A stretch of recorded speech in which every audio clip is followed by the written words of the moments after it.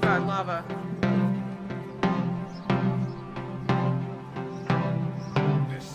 This was a mistake. Hey nerds, it's Tiri. Welcome back to my show.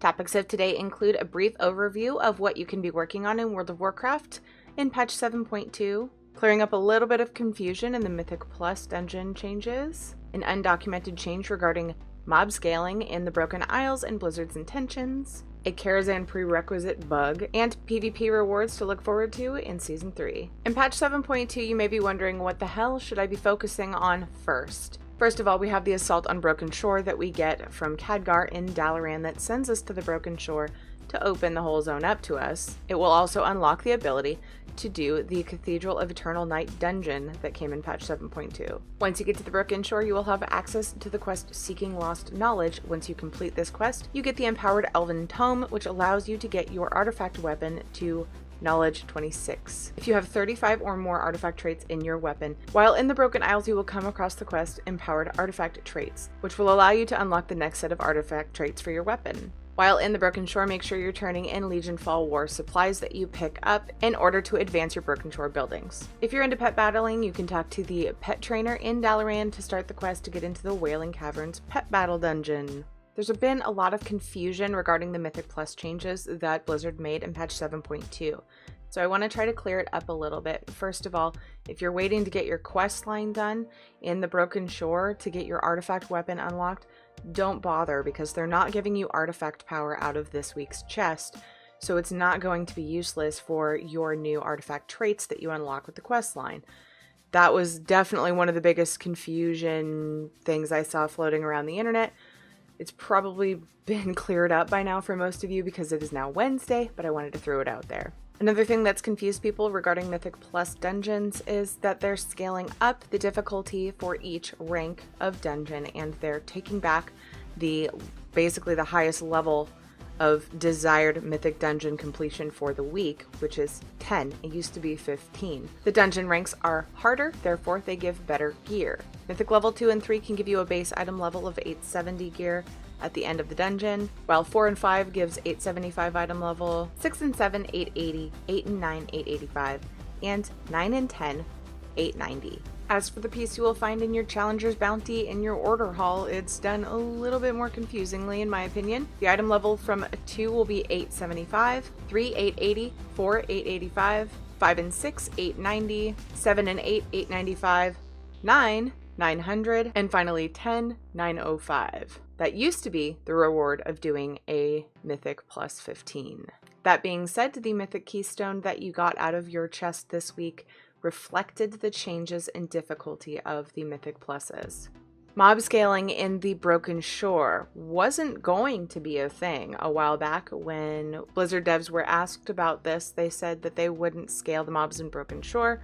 It would get messy and confusing. Upon further assessment, they changed their mind. It hasn't really been talked about much until the patch was released, but the mobs in the Broken Shore do scale with the item level of your gear.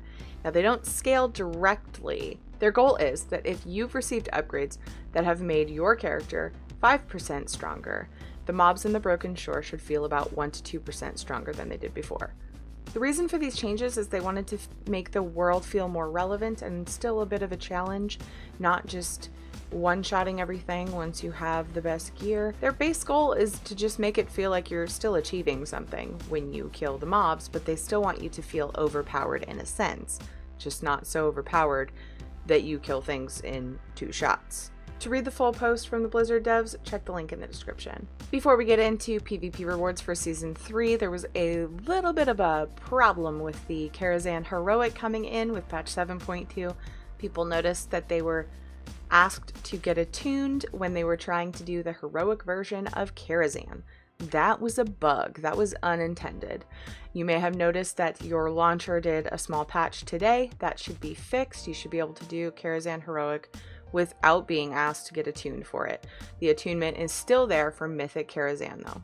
Lastly, patch 7.2 brings us Season 3 of PvP, and I want to talk about some of the rewards and a couple of interesting changes. Upon winning 100 arenas and 40 battlegrounds in a season, you get the Vicious War Saddle, which you can turn in for the following mounts: The alliance options are the Vicious War Lion, the Vicious War Turtle, and the Vicious War Bear. Horde can choose from the Vicious War Scorpion, and Horde versions of the Vicious Horde Bear and the Vicious War Turtle. Potential rank rewards for PvP Season 3 include the prestigious Midnight Courser, the prestigious Azure Courser, and a new artifact tint. And what I would say is probably the most desired, the Cruel Gladiator's Storm Dragon, is the Season 3 Gladiator mount. You may have noticed the quest To the Forge It Goes. You can pick it up in the Citadel in Dalaran. It is part of an in-development system to allow PvP players to turn in several pieces of unwanted PvP gear for a token that will get them a piece that they want. They made many PvP sets available for 12 Marks of Honor, and they have also added the ability to purchase Season 1 and 2 sets with Marks of Honor. Well, that is my show for today. Thank you so much for watching. I appreciate your support. If you like this video, don't forget to hit the like button, subscribe if you haven't already, and leave me a comment if you have anything to say about my topics today. Do check back every Wednesday for news and gaming videos in between. I live stream a lot, almost every night and some afternoons. Also, I will be playing patch 7.2 content exploring the Broken Shore tonight, sometime soon after 9 p.m. Pacific time when my daughter goes to bed. Check out my Twitch page at twitch.tv/Tirinei for my schedule. Follow me on Twitter for unscheduled streams that happen quite often. I hope to see you back here on YouTube or on Twitch. Until next time, please do take care of yourselves. Talk to you soon. Love you all. Bye!